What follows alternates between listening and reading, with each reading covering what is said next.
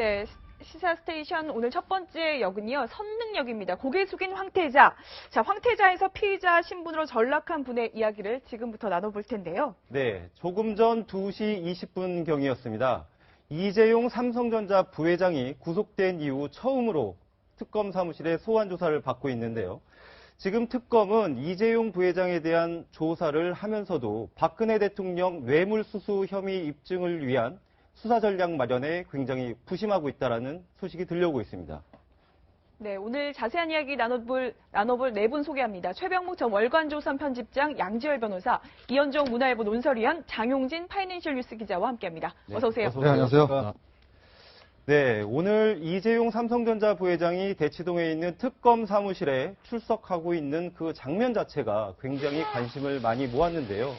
먼저 포승줄에 묶여가지고 사복을 입긴 했었지만 포승줄에 묶여가지고선 출석을 했습니다. 굉장히 담담한 표정이었는데 근데 조금 놀라운 거는 사실은 예전에 김기춘 전 비서실장이나 아니면은 조윤선 전 장관 같은 경우에는 포승줄을 묶지 않았었는데 오늘 이재용 삼성전자 부회장은 포승줄에 묶여 들어왔습니다. 이게 어떤 차이가 있는 겁니까? 그냥 원칙대로 한 겁니다. 네. 사실은 이제 법무부 같은 경우도 최근에 워낙 이른바 범털이라고 할 만한 분들이 구치소에 많이 가다 보니까 또 혹시라도 조그마한 어떤 사항이라도 있으면 특혜 의혹이 있을까봐 그냥 법에 있는 제대로 하고 있는데 법무부 내부 규정에서 원래는 구치소에서 수감되어 있는 사람 같은 경우에는 수갑하고 포승줄을 다 개호기물을 다 착용을 해야 합니다. 네. 그런데 예외적으로 여성의 경우하고 70세 이상 고령인 경우에는 네. 쉽게 말씀드려서 도망갈 염려가 그만큼 적기 때문에 수갑만 찰 수 있는 겁니다. 그래서 이재용 부회장 같은 경우에는 남성이고 건장한 40대이기 때문에 그냥 원칙대로 수갑과 포승줄 다 착용한 겁니다. 근데 저기 김기춘 전 실장의 경우 보면 네. 이게 수건으로 쌌어요. 네. 그 포승줄 있는 거거든요. 네. 그러니까 뭐냐면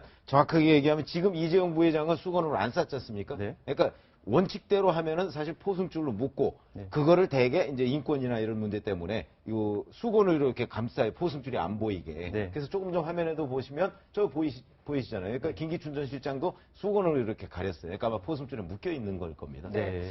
사실 이제 저 장면 보고 굉장히 이제 좀 저도 충격적으로 느껴졌거든요. 사실 뭐 황태자로 불리던 이재용 부회장의 저런 초췌한 모습 아마 뭐 많은 분들이 좀 당황하셨을 것 같긴 한데 일단 재벌 총수들이 저런 자리에 나오면 여러 가지들 뭐 대답이나 표정이나 이런 것들을 준비하기 마련인데 오늘 이재용 부회장의 모습 보시면서는 어떤 생각이 좀 드셨나요? 굉장히 좀 당황스러웠을 겁니다. 네. 특히 이제 다른 기업들 같은 경우는 뭐 재벌 총수들이 잇따라 구속된 적도 있죠. 근데 삼성은 지금 이병철, 이건희 회장, 그리고 이어서 이재용 부회장까지 사실 구속된 것은 이재용 부회장이 처음입니다. 그만큼 이제 삼성이 우리나라 대표 기업이고 또 그동안 보면 이제 이 구속된 적이 없기 때문에 본인도 상당히 충격을 받았을 거고 지금 삼성도 사실은 뭐 충격 속에 있다는 것이죠. 네. 근데 실제로 이제 저렇게 이재용 부회장이 아마 이제 구치소라는 데서 지난번에는 이제 잠시 있다 나왔기 때문에 하지만 이번 같은 경우는 이제 앞으로 구치소에 있어야 되고 또 지금 혐의 자체가 단순한 횡령과 배임이 아니라 지금 뇌물죄입니다. 이 뇌물죄 같은 경우는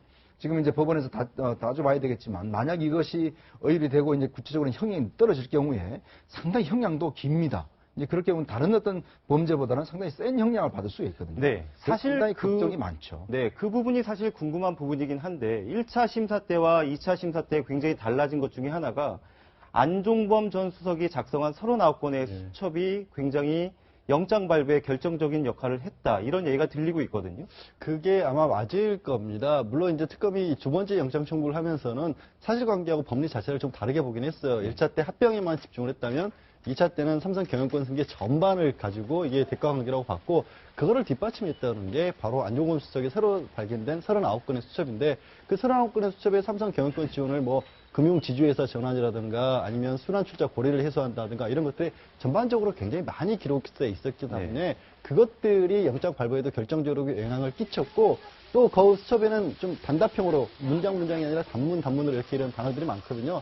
그것들을 아마 제시를 하고 일정들을 제시하면서 오늘의 수사도 이게 의미를 어떤 것으로 가진 것인지 해명을 해봐라 이런 식으로 될 가능성이 높습니다. 네.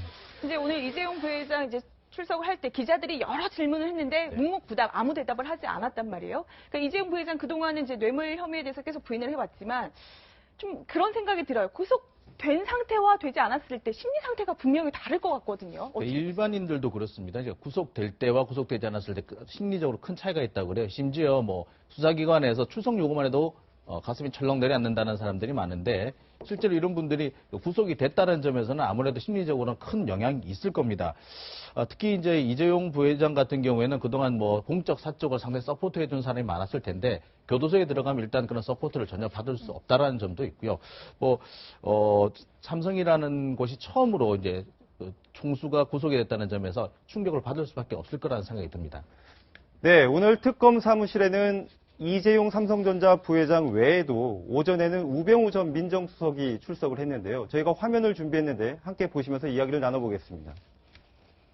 최순실 씨 국정농단 방관했다는 의혹에 대해서 어떻게 생각하십니까? 최순실 씨 아직도 모르신다는 입장이세요? 네, 모릅니다. 잠시만 말씀해 주시죠. 문체부 인사 개입했다는 부분에 대해서 저는 모든 원 조사 받겠죠. 아드님 후보직 특혜에 대해서 한 말씀 부탁드립니다. 선택한 적 없습니다. 네, 최순실 씨를 아느냐라고 묻는 질문에 네, 모릅니다라고 답했습니다. 근데 전 민정수석이 계속해서 막판까지도 모른다라고 얘기를 하고 있는 거를 어떻게 해석해야 되는 겁니까? 본인 입장으로 보면 처음부터 일관되게 모른다고 지금 얘기를 하고 네. 있습니다. 그런데 이제 저희가 여러 가지 주변 정황 증거나 이런 걸 봤을 때 모를 수가 없는 사항이거든요. 그렇죠. 그렇기 때문에 지금 특검에서 조사하는 것도 결국은 그 최순실 씨의 국정농단, 그러니까 최순실 씨와 박근혜 대통령 사이에서 벌어진 일 아니겠습니까, 이게. 근데 그 국정농단을 민정수석이 모를 수가 없다는 게 그동안의 여러 가지 증언이나 뭐 증거나 이런 걸 볼 때 그렇기 때문에 이제 직무유기 혐의로 지금 조사를 받고 있는 거거든요. 그러니까 직무유기는 그동안에 그 민정수석실 산하에 있는 뭐 공직기강 비서관실이나 민정비서관실에서 아마 보고서 같은 게 올라가지 않았겠습니까? 네. 최순실 씨와 관련해서 과거 정윤회 문건 때도 비슷한 일이 있었고 올라갔는데 그거를 민정비서관선에서 아마 그냥 뭐 묵살하거나 뭐 이러지는 않았을 거예요. 네. 적어도 민정수석까지는 올라갔을 거거든요. 그럴 경우에 이 국정농단을 방조한 혐의가 있다 하는 네. 게 지금 이제 특검의 조사 대상이고, 그다음에 또 하나는 우병우 전 수석 같은 경우 이석수 전 특별감찰관. 네. 그 사실 업무 수행을 하는데 그 업무 수행을 약간 방해한 혐의까지도 있거든요. 네. 그렇게 되면 이 방해한 혐의 자체도 5년 이하의 징역에 처할 사항이에요. 네. 그러니까 이 부분도 오늘 중점적으로 조사를 받을 것이다. 그런 점에서 보면 우병우 전 수석이 지금까지 최순실 씨를 비롯해서 이런 전부 모르쇠로 나갔는데 이 모르쇠가 특검의 칼날 앞에 무너지지 않을까 하는 게 제 예상입니다. 그러니까 저는 이 부분이 궁금해요. 그러니까 우병우 전 수석 오늘만 해도 여유도 아직도 넘쳐 보이고 여전히 좀 뻣뻣해 보이는데 이 특검이 과연 우병우 전 수석의 이 모르쇠 전략을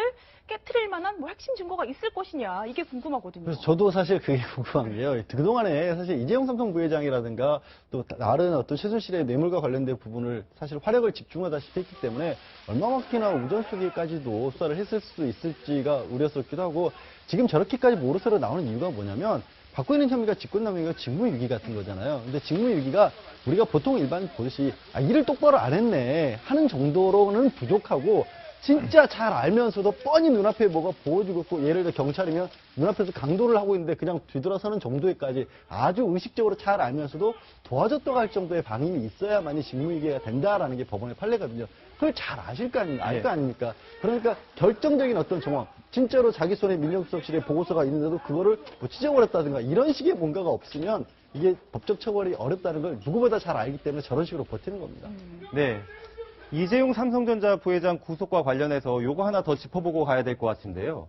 어제 구속이 결정이 된 이후에 삼성그룹 주 시가총액이 2조 2천억 원이 증발됐다는 이렇게 뉴스가 나왔습니다. 네. 그런데도 유독 나홀로 상승하고 있는 주식이 있다고 하는데 어떤 겁니까? 이게 호텔 신라 주식인데요. 네. 좀 재밌습니다. 이제 16일까지만 해도 이 주가가 46,950원, 그러니까 47,000원이 조금 안 되는 수준이었다고 그래요. 근데 17일 장이 열리자마자 갑자기 3,000원 가까이 급등을 합니다.